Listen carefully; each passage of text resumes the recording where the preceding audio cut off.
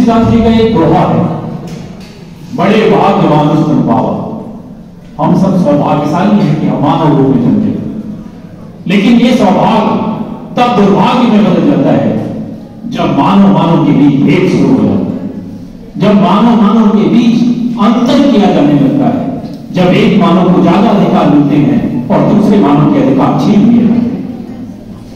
दरअसल मानव की बेहतरी के लिए कई सारी सामाजिक और राजनीतिक व्यवस्थाएं पैदा की, जाति बनाई गई, धर्म बनाया गया, भाषा बनाई गई, राज्य का उदय हुआ। और ये सब का उदय इसलिए हुआ था कि ये सारी संस्थाएं मिलकर मानव को वो अधिकार दिलाई थी जो उसके प्रगति के लिए, उसकी महत्वाकांक्षा की पूर्ति के लिए आवश्यक हो। लेकिन इन सारी व्यवस्थाओं ने जब उस मानव के साथ ही अन्याय करना शुरू कर दिया तो मानव निसहाय हो गया और उसे लगने लगा कि इस व्यवस्था से अच्छा करता था जब मैं स्वच्छंद विचरण करता था। आप सबको पता है कि हमारी सबकी जो उत्पत्ति है वो वानर से हुई। रूस में एक प्रसिद्ध दार्शनिक था, उसने एक फेमस बुक लिखी सोशल कॉन्ट्रैक्ट। उसमें उसने लिखा कि मानव तो स्वतंत्र पैदा हुआ है लेकिन वो सर्वत्र जंजीरों से झगड़ा हुआ है। वो जंजीर थी जाति की, वो जंजीर थी भाषा की, वो जंजीर थी धर्म की, वो जंजीर थी राष्ट्रवाद की। हमने सबने एक साथ जन्म लिया और जब हम पैदा हुए तो हमको सबको एक समान अधिकार मिलने चाहिए थे, लेकिन हमारी सामाजिक व्यवस्था भी ऐसा होने नहीं दिया। कोई व्यक्ति जो ब्राह्मण के यहां पैदा हुआ उसे ज्यादा अधिकार, कोई व्यक्ति जो दलित के यहां पैदा हुआ उसे कम अधिकार, कोई व्यक्ति जो किसी विशेष धर्म में पैदा हुआ उसे ज्यादा अधिकार, कोई व्यक्ति जो किसी विशेष धर्म में नहीं पैदा हुआ उसके अधिकार छीने गए। और जब मानव के इन अधिकारों का हनन होने लगा तो प्रश्न उठने लगा कि मानव मानव के बीच ये भेद क्यों हो। और उसी के लिए प्रगति पे मैं नहीं जा रहा। 10 दिसंबर 1948 को जब पहली बार यूएनओ में एक डिक्लेरेशन हुआ उसमें भारत भी शामिल था। भारत ने भी स्वीकार किया था कि हम मानव मानव के बीच कोई भेद नहीं करेंगे। लेकिन 48 के 45 साल बाद 93 में कानून बना। आखिर प्रश्न ये है कि जब हमने 48 में ही स्वीकार कर लिया था तो 45 साल उस कानून को बनाने में क्यों लगे? वो इसलिए लगे क्योंकि 48 में जब हम स्वतंत्र हुए थे तब हमारा समाज उस कानून को अडॉप्ट करने की स्थिति में नहीं था। हम जाति में झगड़े हुए थे और हमारी जातिवादी व्यवस्था, हमारी धर्म की व्यवस्था उस स्थिति में नहीं थी कि हम उस कानून को अडॉप्ट कर पाए। इसीलिए हमने 93 में उसे अडॉप्ट किया। क्यों? क्योंकि समाज को में ही वो व्यवस्था लागू होनी है, वो कानून समाज में ही इंप्लीमेंटेशन होता है। तो जब समाज में इंप्लीमेंट होना है और समाज तैयार नहीं है तो कानून बना देने से अधिकार सुरक्षित नहीं होंगे। कानून बना, लेकिन आप मुझे ये बताइए कि कानून बनने के बाद भी क्या सारे मानव को अधिकार मिल रहे हैं जो मिलने चाहिए? नहीं। उसका कारण ये है कि अधिकार की केवल चर्चा होती है, कर्तव्य की। और जब तक हम कर्तव्य निभाना नहीं सीखेंगे तब तक अधिकार चाहे जितने कानून बना दिए जाए, चाहे जितनी संस्थाएं बना दी जाए, आप हमें अधिकार दे ही नहीं सकते। क्यों? क्योंकि एक की जो ड्यूटी है वो जब तक अपनी ड्यूटी परफॉर्म नहीं करेगा तब तक आपके अधिकार आपको नहीं मिलेंगे। मैं टीचर हूं और जब मैं पढ़ाऊंगा, अपनी ड्यूटी करूंगा, तब आपको पढ़ने का अधिकार मिलेगा। एक पुलिस वाला है जब वो कानून व्यवस्था संभालेगा तब उन सारे लोगों की सुरक्षा का अधिकार मिलेगा जो वहां की उस थाने की जनता। एक डॉक्टर जब इलाज करेगा तब बीमार को उसके इलाज का अधिकार है। मतलब अधिकार तब तक असंभव है जब तक आप अपने दायित्व का, अपने कर्तव्य का निर्वाह नहीं करते। आप मुझे बताइए कि क्या उस जनरेशन से, उस पीढ़ी से यह संभव है जो पीढ़ी केवल अधिकार की चर्चा करती है? वो बेटा जो अपने पिता के प्रति अपने कर्तव्यों का निर्वहन नहीं कर रहा, वो मानव को अधिकार क्या देगा? वो पुत्री जो अपने मां के लिए संवेदनशील नहीं है, जो मां के दुख को बांटने को तैयार नहीं है, वो दूसरी की मां को अधिकार कैसे देगी? आप ये सोचिए, जिस समाज में 3 साल की बच्ची से बलात्कार होता हो, 3 साल की बच्ची को भी हवस का शिकार बनाया जाता हो, वो मानव कैसे अधिकार देगा? आप सामाजिक व्यवस्था को बड़ा दुरुस्त किए, कैसे किसी के अधिकार सुनिश्चित कर सकते हैं? नहीं कर सकते। बड़ा तकलीफ की बात है कि आज हमारे समाज में स्वतंत्रता तो चाहिए, लेकिन केवल हमें चाहिए, और वो स्वतंत्रता भी नहीं चाहिए, हमें तो स्वच्छंदता चाहिए। वो स्वच्छंदता जो हमें उन्मुक्त जीवन जीने के लिए कहे, कोई मर्यादा नहीं, बिना मर्यादाओं की। हमारे भारतीय संस्कृति की शुरुआत ही हुई थी सर्वे भवन्तु सुखिनः से, सब सुखी हो, कोई रोगी ना हो। हमने पूरे विश्व को कुटुंब बना लिया था, वसुधैव कुटुंबकम। आज उसी भारत देश में ये कॉन्सेप्ट आ गया है कि पिता लड़के को टोके नहीं, लड़की को टोके नहीं। क्यों? क्योंकि उनकी अपनी पर्सनल लाइफ। अगर सब पर्सनल ही हो गया तो फिर मानव के बीच के संबंधों का क्या होगा? और मानव के बीच यदि प्रेम नहीं बनता, मानव के बीच यदि लगाव नहीं बनता, तो फिर हम दूसरे के लिए त्याग कैसे करें? हमारा समाज अधिकारों का समाज नहीं था, हमारा समाज तो कर्तव्यों का समाज था। आपको मैं रामायण का एक प्रसंग बताता हूं। जब भगवान राम को वनवास जाना था और अधिकारों के कारण ही उन्हें वनवास हुआ था। देवी कैकेयी को 2 अधिकार मांगने थे, 2 वरदान मांगने थे, इससे दशरथ। और उन्होंने 2 वरदान में मांगा कि एक बेटे को वनवास 14 वर्ष, दूसरे बेटे को राज। अधिकारों का उपयोग किया गया था। और जब भगवान राम वहां पहुंचे, जब उन्हें बुलाया गया तो बोले पिताजी इतने दुखी क्यों हैं? तो उन्होंने बताया कि मैंने तुम्हारे लिए 14 वर्ष का वनवास मांगा है और भरत के लिए राज, इसलिए दुखी। चाहते तो राम कहते कि मैं क्यों वनवास जाऊं, इस राज में मेरा भी अधिकार है। और अगर कहते तो उस राज में कलह मच गई होती।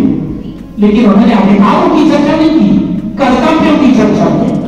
कर्तव्यों की चर्चा की और उस मां से, जो मां उन्हें 14 वर्ष वनवास भेजना चाहती थी, उस मां को भी उन्होंने जवाब दिया, सुन जननी सोई सुख बड़भागी, जय मां तो वचन अनुभागी, तने मां को दोष निहारा, दुर्लभ जनन सकल संसार। भरत प्राण प्रिय पावहि राजू, विधि सब विधि वही सन्मुख आजू। कहा उन्होंने, माता वो पुत्र बड़भागी है, सौभाग्यशाली है, जिसे माता पिता की आज्ञा मानने का अधिकार मिलता है, जिसे आज्ञा मानने का सौभाग्य मिलता है। और वो पुत्र और वो माता पिता सौभाग्यशाली है जिसे आज्ञाकारी पुत्र मिलता है। मैंने तो दोनों तरफ से भाग लिया।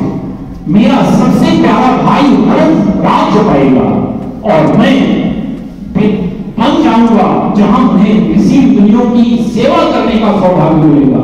और उस पर अगर पिता की आज्ञा भी नहीं हो, तब तो मुझसे बड़ा सौभाग्यशाली कौन है? भरत और राम एक दूसरे को से राज्य लेना नहीं चाहते थे, एक दूसरे को राज्य सौंपना चाहते। अपने अधिकार अगर होता तो टकराहट होती, और टकराहट होती तो रामचरितमानस का वो स्वरूप आज आप नहीं पढ़ रहे होते जो आप पढ़ रहे। जब तक समाज में कर्तव्य निभाने की परंपरा नहीं आएगी, तब तक अधिकार सुनिश्चित किए ही नहीं जा सकते। आप समझिए, आज की डेट में एक भाई अस्पताल में पड़ा होता है और उसका सगा भाई उसी समय फिजूल खर्ची के पैसे से विदेश यात्रा कर रहा होता है, कहीं दूर पे निकल जाता है। इसमें भी किसी कानून की जरूरत है? यह आपकी संस्कृति का हिस्सा नहीं है।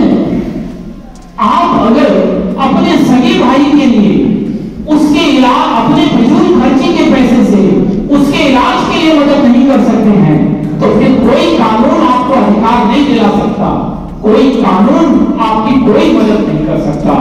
कानून तो केवल आपको ऐसा करना चाहिए यह बताता है। डर के अगर अनुपालन हर चीज का होगा तो वो इफेक्टिव कभी नहीं होगा। कानून जब नहीं थे, जब आधुनिक कानून व्यवस्था नहीं थी, तब कर्तव्यों के अनुपालन से ही सामाजिक व्यवस्था संचालित हुआ करती थी और कर्तव्यों के अनुपालन की सामाजिक व्यवस्था का ही परिणाम था कि हमारे आदर्श राम थे, हमारे आदर्श भरत थे, हमारे आदर्श सीता थी, हमारे आदर्श कृष्ण थे, हमारे आदर्श अर्जुन थे। अधिकार दुर्योधन ने मांगा तो था महाभारत का, रामायण में अधिकार की नहीं कर्तव्य की चर्चा हुई, इसीलिए ये तो नहीं हुआ परिवार में। याद करिए, जब आप परिवार के लिए त्याग करने को तैयार नहीं है, जब आपके अंदर परिवार के लिए दया का भाव नहीं है, जब आपके लिए परिवार के लिए संवेदना नहीं है, जब आपके लिए परिवार के लिए सहानुभूति नहीं है, जब आपका भाई बीमार हो और उसके दुख में आप दुखी नहीं होते, तो फिर आप परिवार के बाहर उस मानव को अधिकार देने के लिए कैसे तत्पर होंगे जिसे आप जानते ही नहीं। एक बड़ा फेमस गाना है, पंछी नदियां और पवन के झोंके कोई सरहद देने ना रोके। सरहद इंसानों के लिए है, तो सरहद पंछियों के लिए नहीं, किसी भी जानवर के लिए। हम लोगों ने प्रकृति की उस परिसीमा का उल्लंघन किया, सरहदें बना दी। हमारे देश का मानो है, हमारे राज्य का मानो, हमारे गांव का मानो और ये बाहर का मानो। मानव अधिकार ये नहीं कहता, मानव अधिकार कहता है कि अगर कोई मानव है तो उसे सारे अधिकार वही मिले जो आपके परिचित को मिलते। वो मानव को वो अधिकार इसलिए नहीं मिलने हैं क्योंकि वो किसी जात का, मानव को वो अधिकार इसलिए नहीं मिलने क्योंकि किसी वो धर्म का, मानव को अधिकार इसलिए भी नहीं मिलने क्योंकि वो किसी क्षेत्र का है, किसी भाषा का, किसी राष्ट्र का। उसे वो अधिकार इसलिए मिले हैं क्योंकि वो मानव। लेकिन मनुष्य और मानव होने का भेद करना होगा। मानव का मतलब जिसने मानव का,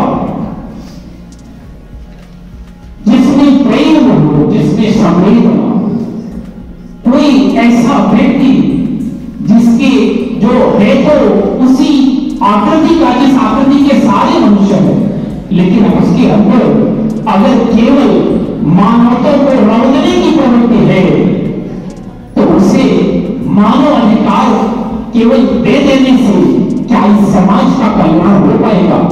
नहीं होगा। चार पंक्तियां हैं, मानव का लहू बहा सड़कों पर, मानव की आंखें है रोटी, पशु का हावी इंसानों पर, मानव का जार जाती।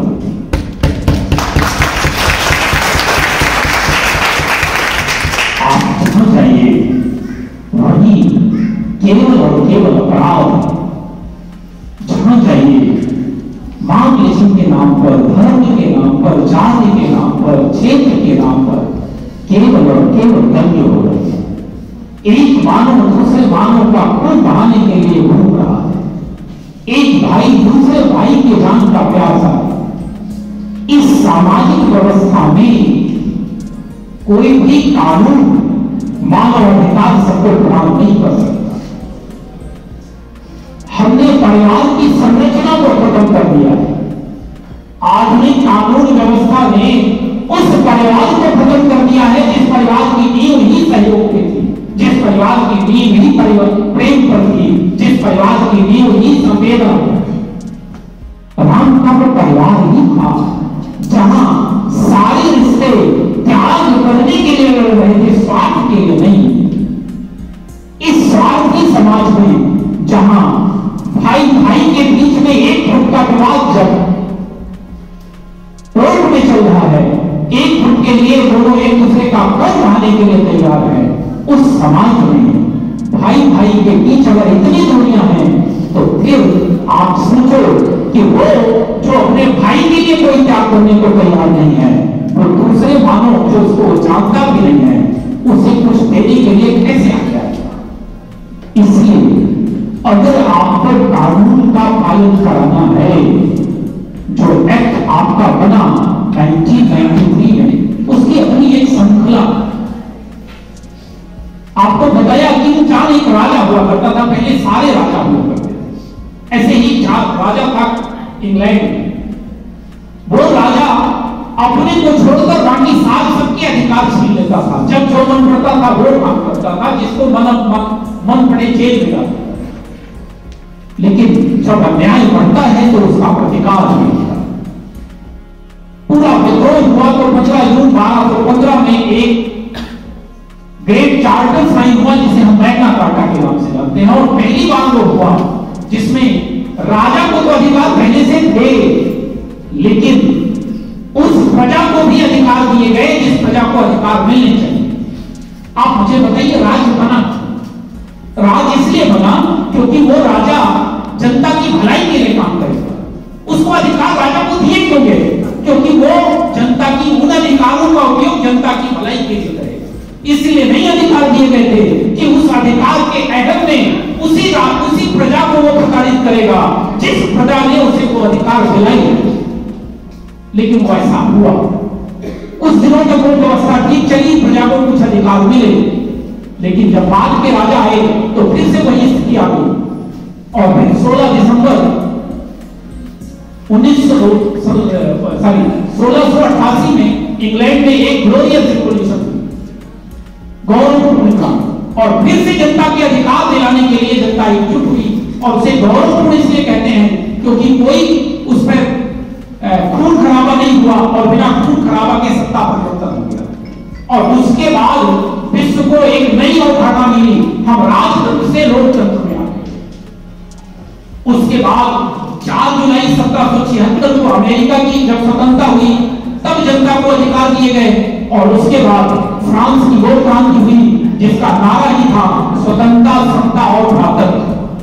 और फ्रांस की उस क्रांति के बाद लगभग देशों में जनता की स्वतंत्रता समता के लिए मांग उठी और उसे शामिल नहीं किया गया। फिर 10 दिसंबर 1948 को तो आपको सबको बताया ही गया कि यूनाइटेड नेशन ने डिक्लेयर कर दिया कि ये मानव अधिकार सब लोग देंगे। फिर 16 दिसंबर 1966 को सिविल, पॉलिटिकल, सोशल और कल्चरल राइट्स देने के लिए एक अंतरराष्ट्रीय संविधा हो गई। और उसके बाद फिर भारत में 1993 में वो कानून बन गया। लेकिन स्थितियां जितनी सुधरनी चाहिए वो नहीं और ना ही सुधरी। क्यों? क्योंकि मैंने आपको बताया कि पारिवारिक संस्कारों का जो माहौल था वो लगभग समाप्त किया जा रहा है। हमारी फिल्म इंडस्ट्री ने हर बच्चे को यह सिखा दिया है कि आपका अपनी जिंदगी पे पूरा अधिकार है। उस बच्चे को कहा जा रहा है कि तुम स्वतंत्र हो, तुम स्वच्छंद हो, तुम जहां चाहो वहां शादी करो, तुम जहां चाहो वहां रहो, तुम्हारे ऊपर मां बाप का कोई अंकुश नहीं। जो बच्चा जानता ही नहीं कि स्वतंत्रता के मायने, और जब वो नहीं जानेगा स्वतंत्रता के मायने क्या है, तो वो उन अधिकारों का उपयोग नहीं करेगा जो उससे आप पहले अधिकार हैं क्या ये जान तो ले लीजिए। और अधिकार अहम ही पैदा करता है और अहम किसी भी व्यवस्था को नष्ट करने का सबसे प्रमुख कारण होता है। इसलिए यदि वास्तव में मानव को अधिकार दिलाने हैं तो सामाजिक व्यवस्था में कर्तव्य की भावना को विकसित करना होगा। और अगर कर्तव्य विकसित नहीं होंगे, कर्तव्य विकसित नहीं होंगे और हर व्यक्ति, चाहे वो प्रशासनिक अधिकारी हो, चाहे समाज के किसी दायित्व में आप हो, अपने अपने दायित्वों का निर्वहन नहीं करेंगे। ये बताइए आप कि यदि पिता अपने अधिकारों का उपयोग न करे, आप जब छोटे रहे तब वो बाहर से कमा के लाके आपको खिलाए और आपकी शिक्षा की व्यवस्था ना करे और आपको इस लायक ना बनाए कि आप प्रगति कर सके, तो आपके अधिकार कहां से मिलेंगे? ऐसा ही सारी व्यवस्थाओं में। इसलिए कर्तव्य की प्रधानता पहले होनी चाहिए। क्यों? क्योंकि बिना कर्तव्य का ज्ञान दिलाए यदि अधिकार मिलेंगे तो वो अहम का कारण बनेंगे, दुरुपयोग का कारण बनेंगे और समाज में एक असंतुलन पैदा होगा। इसलिए यदि चाहते हैं कि वो व्यवस्था सुचारू रूप से चले तो अधिकार